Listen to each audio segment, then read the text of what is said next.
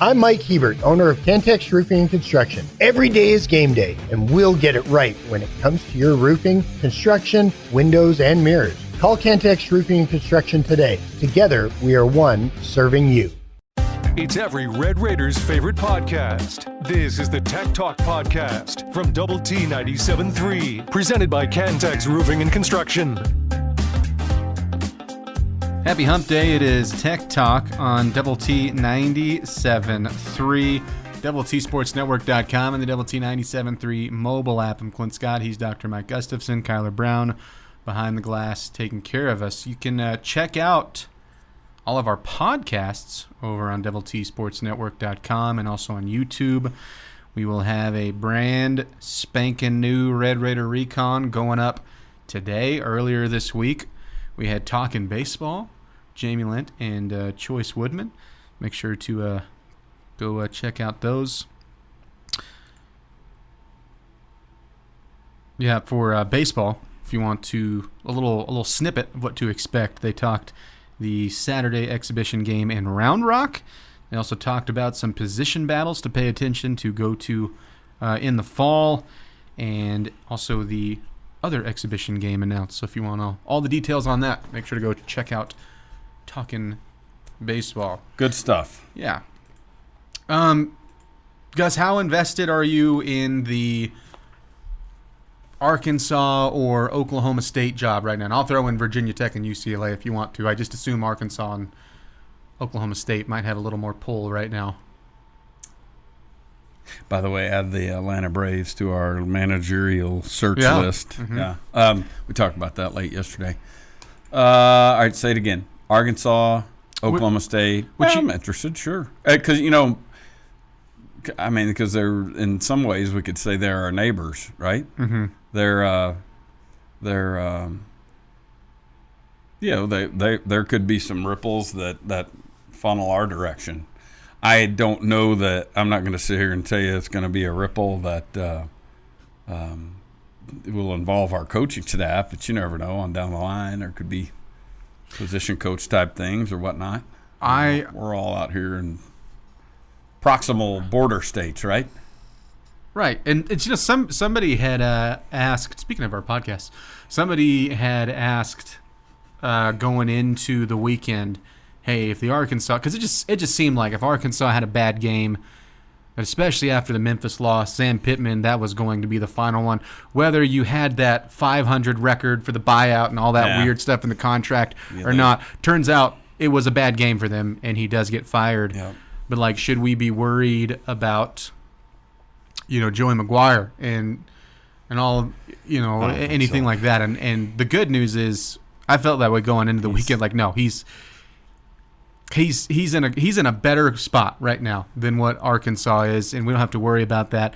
But I have enjoyed the coaching candidate lists for Arkansas. Sure. And something that we had talked about, it's funny because a lot of the early candidates right now between Arkansas and Oklahoma State, to something that you'd pointed out, there's a lot of similar names on there. Like Eric Morris showing up on both lists. And it seems like it's Arkansas, according to these lists, have a better shot if you just went in order. And everyone's a little bit different, but Rhett Lashley is the leading candidate on most for the Arkansas job.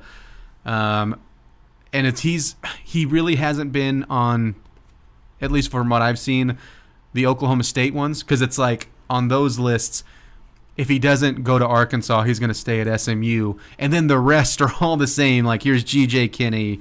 Here's Eric Morris. Ryan Silverfield is the Memphis head coach, is a popular one on there. Yeah. John Summerall over at Tulane. I am very interested with Rhett Lashley over from SMU because he's already done the "I'm happy here at SMU" quote. Did you see his answer to that? No. He was asked outright. I think there's a couple of different ways you can handle this, and I get it. These two programs between Lashley and G.J. Kinney, I'm about to talk about, are in different landscapes, different parts of college football. And SMU is a better job than Texas State.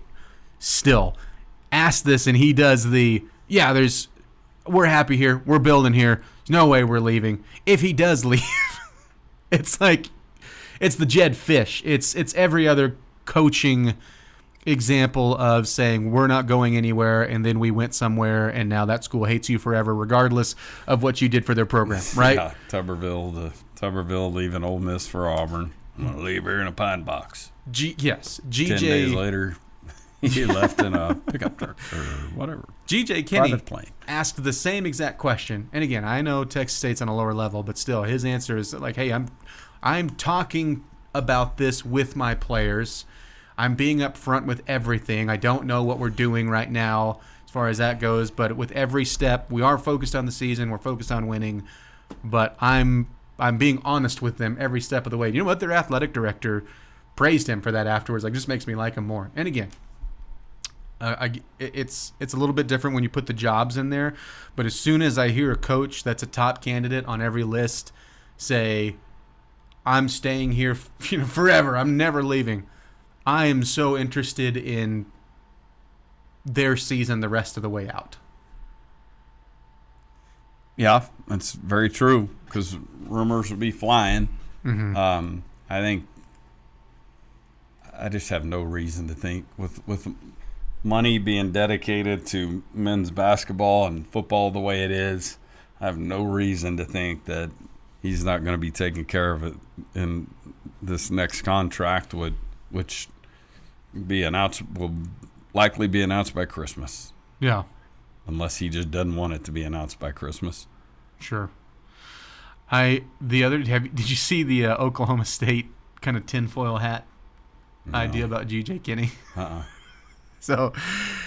So when he's up at the up in the press conference and he's answering it, right? And he's saying all this stuff that I was a fan of, like about I'm being honest, and the whole time his hand just happens to be like a pistol, and he's like pointing with it as he's talking, and there's this video going around like he's sending us signals. He's gonna be at Oklahoma State. He's gonna take the job, and he very well could. The grasping at everything is so funny. And aren't you glad to not be in that carousel? I mean, we did it in 22, 21, 22. We've been there. So, yeah, I think if something were to happen with Joey leaving for the Arkansas job, I would be stunned at the highest level. Because I just would be. I would be stunned. I think there's a reason he's not on any of these lists. Right. I got the initial worry before like the firing even happened, right? There's connections over there as far as like him growing up. And he's talked about Arkansas before, but I was not worried for a minute and remained that way. Which is awesome to be in. Yep. It's an awesome place to be in. More Tech Talk next. The podcast that finishes your workday in a very Red Raider way. This is the Tech Talk Podcast from Double T 97.3, presented by Cantex Roofing and Construction.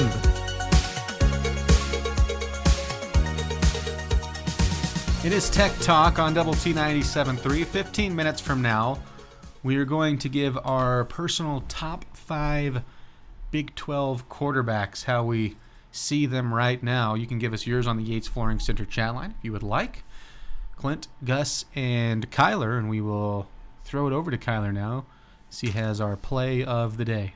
Cameron Valdez in at running back. Tharp in motion, left to right. He's going to try to follow his block. Got a great one. He's to the 30 on the near side to the 35. Sidesteps a defender. Wow. Keeps going to midfield. 45, 40, 35, 30. Oh, and he gets horse collared down at the 30 or the 23-yard line. Cup in motion right to left. Now he cuts back to the middle of the formation, and Valdez follows him. He's got blockers in front of him to the 30. It's a track meet. He'll win it to the 10. Touchdown, Red Raiders. The last time the Red Raiders went against the Houston Cougars, it was almost 2 years ago to the day, September 30th of 23. In that game, Cameron Valdez had a huge 54-yard run and then another, I think it was a 40-something yard run that went for a touchdown. He had 111 yards off of 6 carries. And I predict that another Cameron Dickey, will have a big game on the ground again. Or not again, but, another Cameron will have a big game on the ground. He'll go for over 100 yards, and it'll be his third multi-touchdown game of the season. Houston's defense is really interesting, Gus, because they, so far early on, for the most part, they've continued what last year's defense was and what made them so good. Is they just, they had a little bend, don't break, but really they had we're not going to let you beat us with massive big plays. Chunk plays. I think they're among the nation's leaders in fewest plays over 20 yards. And with it, you look and they have the conference's best pass defense right now, at least from a yards per game. And part of that is going to be, if you can't get chunk plays, it's hard to it's hard to rack up passing yards. And the secondary has played really well. But I think maybe their best players, and this is where it doesn't add up. I think maybe their best players are on the defensive line, especially Allen and Walls are both really, really good, yet they've been pretty middle of the pack against some pretty subpar offenses in the running game. So I tend to think you're going to have a big day in a lot of ways because it's like we talked about. Big offensive day. Yeah, offensive day, big defensive day. I think that this game is going to go really well for you against Houston. Part of that is I think you're going to be able to move the ball. As good as their defense has looked, it's not like been dominant or anything like that. It hasn't been something that I would say is in the same league as what you're putting out there defensively, what BYU's putting out there defensively, what Utah and Arizona State have. But they're well within the top half, if that makes any sense. That's how I look at them. And so this will really be the best gauge because Houston last year, they were going up against these better offenses and shutting them down, and this is by far the best offense they'll have seen. Just like for their offense, this is going to be the best defense that they have seen all year. How do they react to that talent level if, and to me, when they get punched in the mouth by them? I'll be curious how much pressure, if we'll be able to get after the quarterback like we've really been able to do throughout the season, but just speed up everything they're doing. Mm-hmm. And if you're looking at Wegman, he's taken a lot of shots this year. Yep. You want a crazy stat, and this is like if you're looking at grades, that offensive line has been decent in run blocking, in pass blocking. It's been horrible. Connor Wigman has been hit on 44% of his dropbacks. That's basically a coin flip when you throw the ball as a quarterback if you're going to get hit or not, and that hasn't even been against the likes of us. Vermello Height and David Bailey. It's kind of Gil Howard, everybody that's had a terrific year this year and are some of the best pass rushers at their position in the nation. This is where I go, I think that this could be a perfect storm of two things being true. I do think Houston's offense has clearly gotten better. I think you could go out, and I think you should, because I think Utah's offense is better than what Houston's is as a whole. Mm-hmm. They're not a spot-for-spot copy and paste or whatever schematically, but they want to win with a lot of the same concepts. They're not afraid to play ball control. They will run the quarterback. They're going to try to run physically, especially with Dean Connors, and then they like to use their tight end. Tanner Koziel might be one of the biggest threats for all Big 12 tight end for what you have with Terrence Carter. I think that'll be kind of a fun tight end race. He's legit. And then they've got a stud at receiver in Stephon Johnson who's a good playmaker. But it's like you're not running down this long list of dudes. Weapons, and it feels a lot like the way they want to win is how Utah wants to win. So I know you're going like, well, just because you had a good day against Utah's offense doesn't mean you should against Houston. Sure, but matchup-wise, you should. Matchup-wise, which has been a strength, obviously, if you stop the run, if you manage quarterback run and you put them, I guess, on the other side, if you're scoring points, like I think you will, to put them in a position like, man, we really got to start throwing and start looking for chunk plays ourselves if we're going to keep up. As soon as you put them in that, I think it's over because I just don't think they're going to be able to protect Wigman. I think that's similar to Utah in that sense. They want to run the ball. They want to stop the run. I mean, a fairly basic, very solid, winnable approach.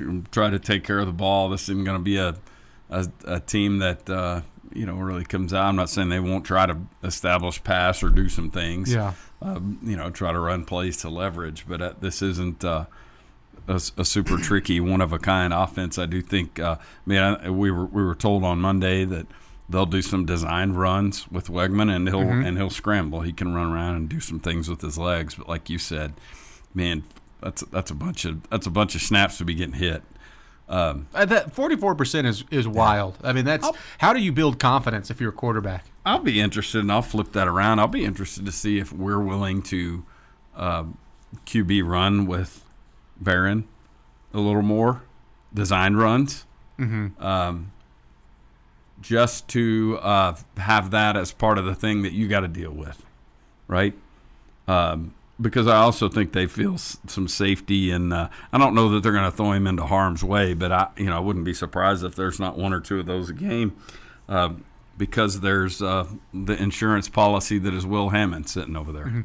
Well, and that's my question is, I'm going to say right out of the gate, because it's the first game after this, so we know Beren's healthy. We know he's the starter. It's 100% the right decision to not have a quarterback controversy in that building. And what I have appreciated is they have snuffed everything out from the get-go. And it almost was, when I was going into it, they're going to have 2 weeks to try to have to put out that fire from how Utah worked out. And I really haven't seen much. I have seen understand Beren's the starter, but if he compromises us with a bad performance and loses a game, that's where I'm going to be mad. And I don't think the staff would do that. But right out of the gate, I'm curious, okay, now what kind of Hammond packages do we see? Yeah, and I thought that was – I mean, I agree with you. And I thought there could be some red zone type stuff where you're really having to deal with both sides of that. It could be some Donovan Smith type stuff. Hey, it's 3rd and 1 out of midfield. You know what? You better get ready because he can run it, or he could sling it. I mean, obviously we just saw that, and so the playbook really opens up. But I may do the same thing with Behren.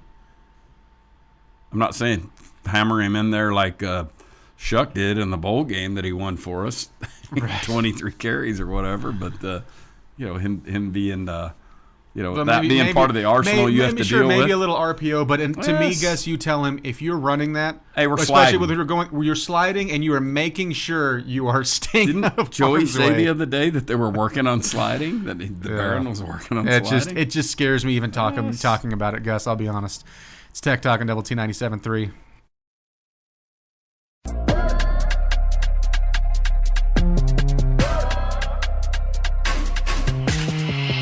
Podcast put together with Red Raider fans in mind. This is the Tech Talk Podcast from Double T 97.3, presented by Cantex Roofing and Construction.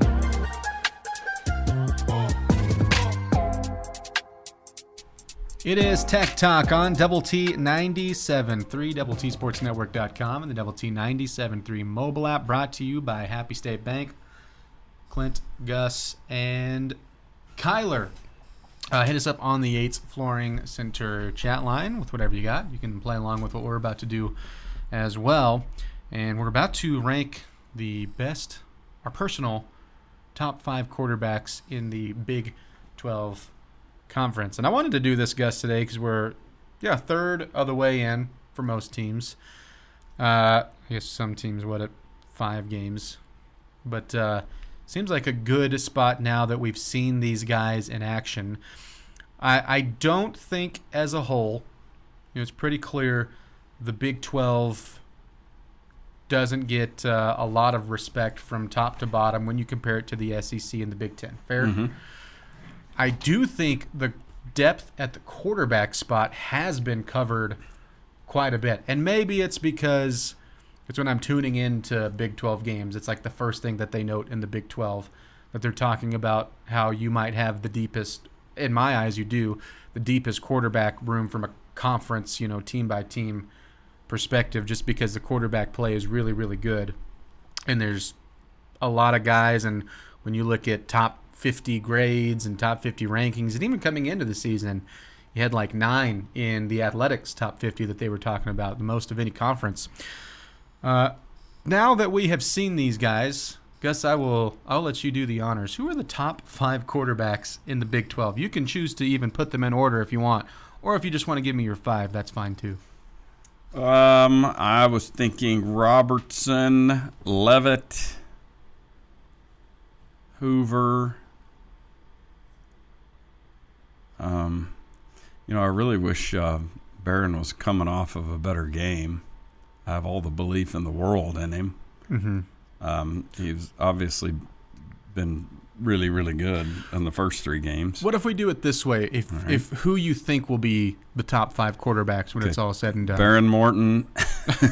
And I have I think Daniels is really good. I really like Sorsby, and I've had that conversation before. I think Sorsby's kind of a winner, even though I can't look at his record and go, I wonder what they'd be without him.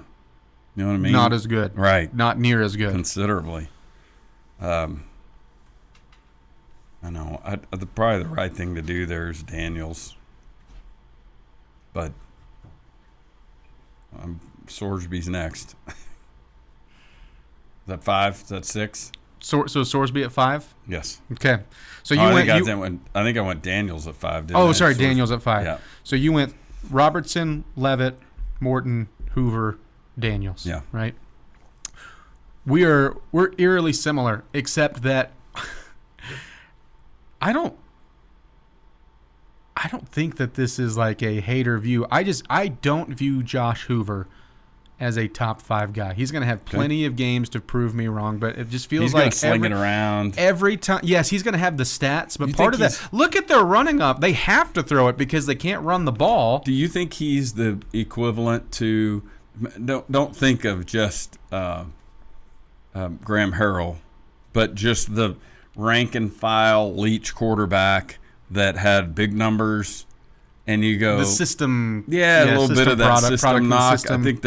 I think Hoover's got system vibes to him. He's going to put up numbers, but like you said, I don't know that they're very good at running the ball. I don't know that it's a critical part of what they're aspiring to do every week. And I would say it this way, maybe to their credit, they're putting the ball in their best player's hands, which may be Hoover, and saying go win it to their, again, as opposed to not having him sling it. But I won't argue with that. This is what I think about Josh Hoover. I think he's a really good Big 12 quarterback, and by the way, he's got some more years left where he's still developing. That's what I think the biggest thing with Josh Hoover is he is still progressing, and he's gotten much better from whenever he was a freshman, and he was just a youngster slinging it. But still, when asked, he either does I think he's a little bit more of a playmaker than that. But at the same time, that's also what gets him into trouble in the biggest games. And that's where, like against Arizona State, where he makes a bunch of questionable decisions, and I go, oh, okay, that's where a lot of his problems are. And so I think there's another level that he could reach by the time his career is done at TCU. Mm-hmm. But to me, I think because I've got a better look at him where he's consistently been on the field, and this, shouldn't be a knock, but since we have had a better view, I feel like I have walked away with more of his faults than his successes. Mm-hmm. And so that's where I think he's just on the outside looking in for me. I went kick Hoover off and put Sorsby in? Yes, I went Sawyer Robertson. I went Sam Leavitt. I went Behren. I went Brendan Sorsby above Jalen Daniels. Okay. It's hard for me. Sure. Even though Jalen Daniels had a crazy good day stat-wise, Sorsby I just think I think Cincinnati right now is the most underrated team in the Big 12. And the reason is because the first time we got to look at them, what did they do? They underperformed. It was on a Friday night. It was Arrowhead. It was an interesting game against Nebraska where a lot of college football fans were watching that game just by default because there wasn't a lot of competition. The offense was bad that night, and then the last play that he made was a questionable throw that got picked off. And they were like, all right, that's all that Cincinnati is, same old Scott Satterfield. And since then, the defense has looked really good. The offense has looked really good. And I think Brendan Sorsby is a really good playmaker with his legs and his arm. I think he has a reputation builder type game this coming weekend with with Iowa State coming to town. And that's probably one that we could say we're sliding because we haven't said Rocco Becht. Yeah, very true. I think he's perfect for what that offense is. Right. But you want him out in front of everything, slinging it? I mean, these guys that I said in top 5, I'd rather have as my starting quarterback. But I think he's, for what Iowa State is, I think he's kind of in that he's a really good category, a really good quarterback category. I like it. Hey, we didn't say Devin Dampier or Avery Johnson. Well, I was about to say the Avery Johnson I was going to thing, jokingly that's say quite an Avery omission. Johnson. Yeah, that's quite an omission. Let's hope it stays that way, and I only say that for the sense that we still have yet to play them. Mm-hmm. How about he has a mediocre season? Punctuated by the game in Manhattan in early November. So. It is Tech Talk and Double T 97.3.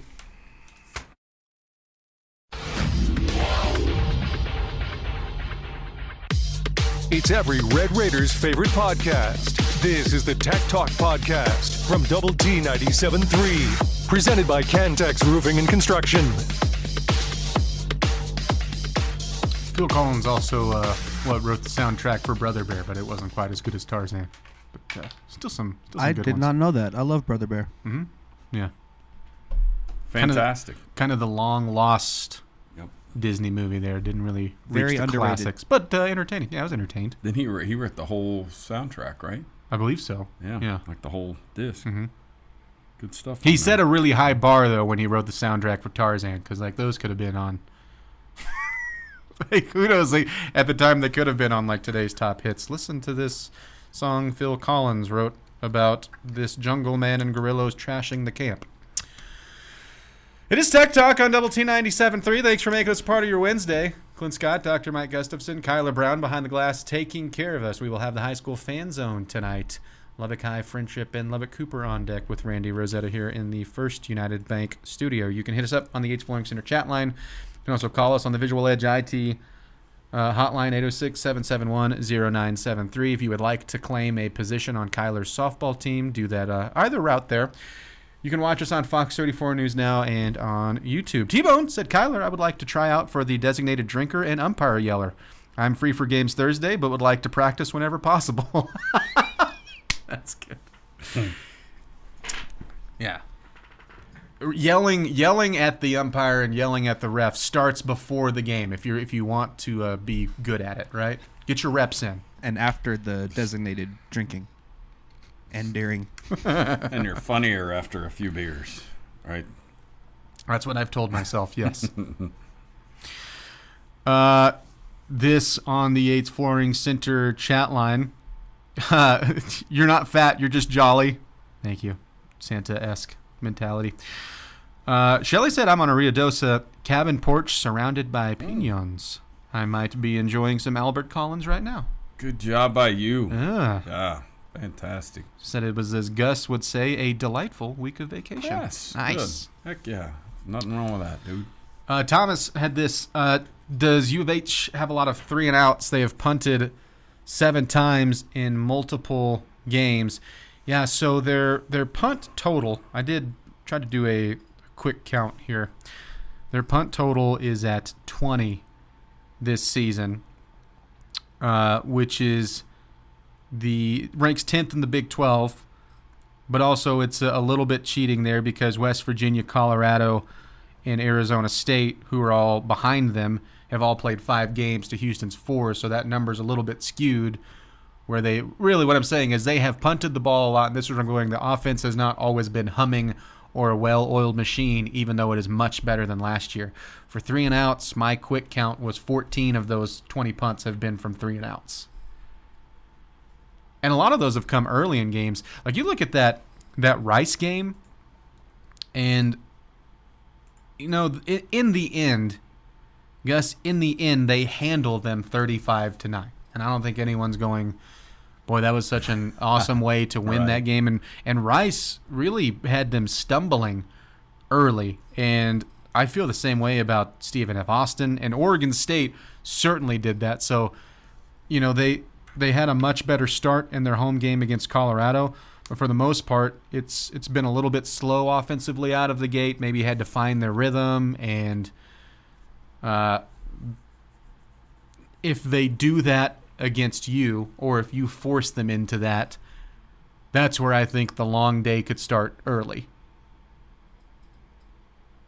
I think for Houston it's imperative that they score within their first couple of drives, and I think your defense is going to have a good day. I like the sound of that. Just how long can? I mean, one of the things that this team is doing so well, the Red Raiders, is speeding up quarterbacks. That doesn't mean every play is a near interception. It just means you don't get time to scan the horizon for receivers. We've seen that around here before. Things get sped up, and over time, things tend to go our way when that's happening. I do think that there's a game, I don't know where it'll be, that we'll get bad bounces and a bad call and a wonky turnover, and be a little flatter than other games. And I don't know when that's going to be. It's hard to imagine us just leaping out to leads in every game and coasting, right? Somewhere in here we'll play from behind. Hopefully that's not 17 points from behind, but it's going to happen somewhere in there. Most metrics are pointing to Tech being a pretty strong favorite, not 43 points strong, but what'd you say, 10.5, 11? It's been in that neighborhood I think all right week. now it's at 10.5 is what it's bounced back down to, but still a very, very favorable line. I'll be curious what that crowd sounds like. Of course, I'll be consuming that game on TV and or radio, but so I won't get to see it firsthand. But just what the noise level's like, just hearing it through TV, hearing it through radio, to go, are we was it 2/3, 1/3? Is it Houston to Tech? Is it 75 to 25? Is it 50-50? By the way, the Padres become the second team today to force a Game 3.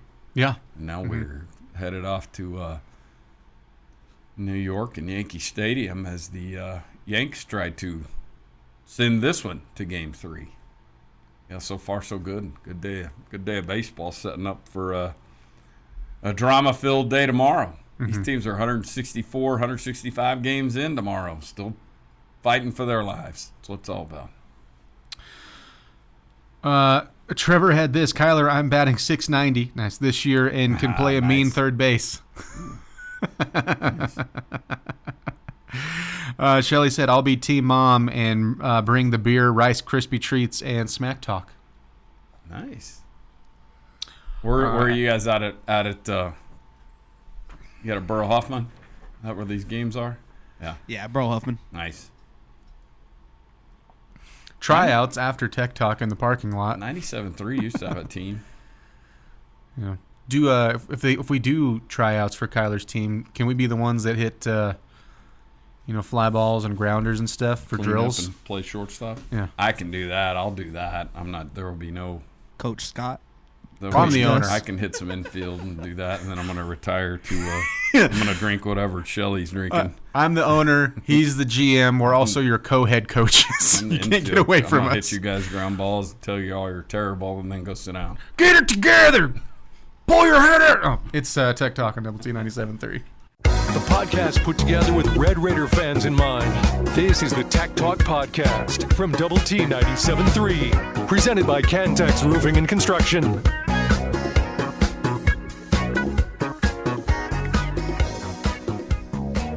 It is Tech Talk on Double T 97.3. In 15 minutes, we'll have Ask Tech Talk. Make sure to give us your questions for that on the Yates Flooring Center chat line.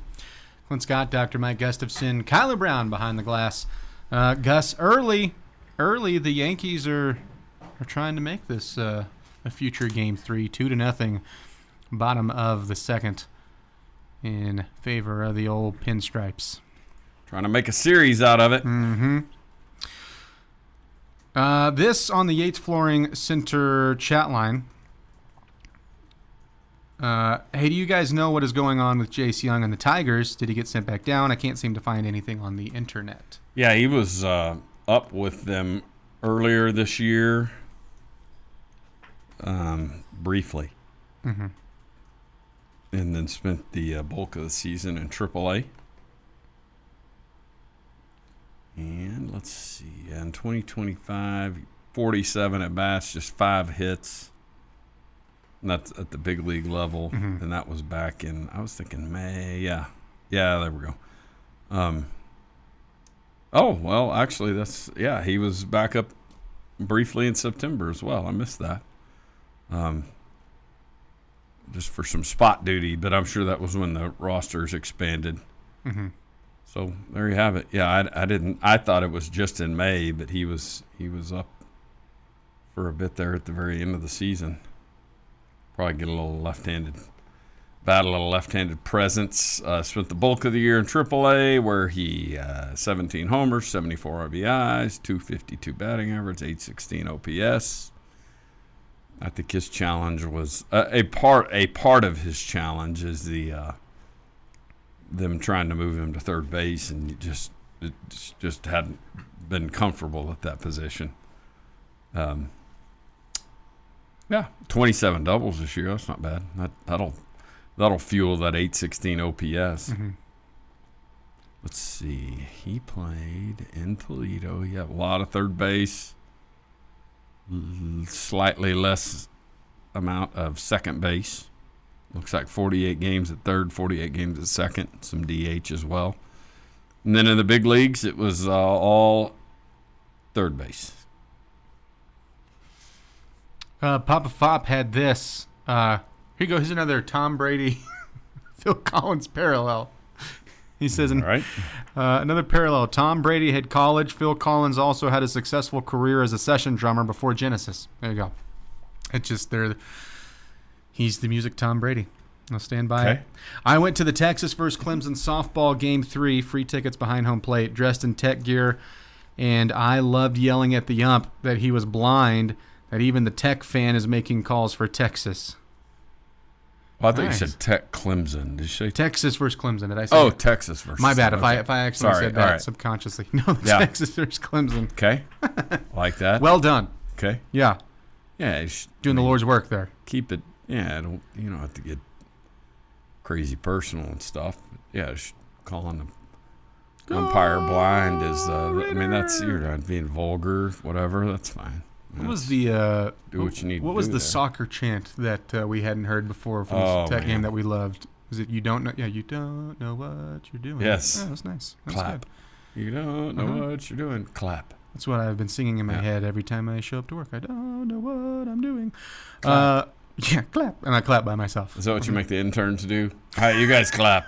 All right, everyone. When do you want us to clap? This is what you're doing for 2 hours today. Every time I sing this. Half of you tell Clint he doesn't know what he's doing. The other half clap. Other half clap. This on the Yates Flooring Center chat line. Why aren't the baseball playoffs on the air? This is boring. 7:30, 100.7 the score. You can hear the Reds at the Dodgers. Thanks for tuning in. Angel had this. Who do you think needs to start at quarterback against Houston? Behren Morton needs to start for you. Yep.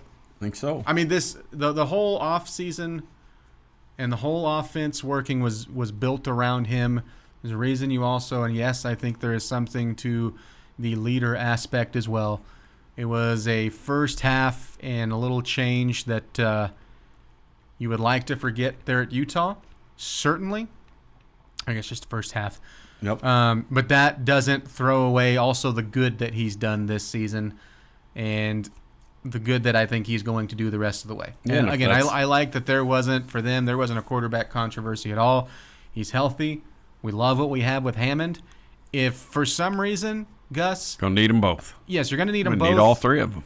If for some reason, if Morton, talent-wise, fell off the map or just kept getting himself hurt, then yes, you would make that change. But you're not even remotely close to that. Yeah, and if you don't like that answer, then by golly, go to Rudy's tomorrow at 6 o'clock and fire away, right? Yeah. There you go.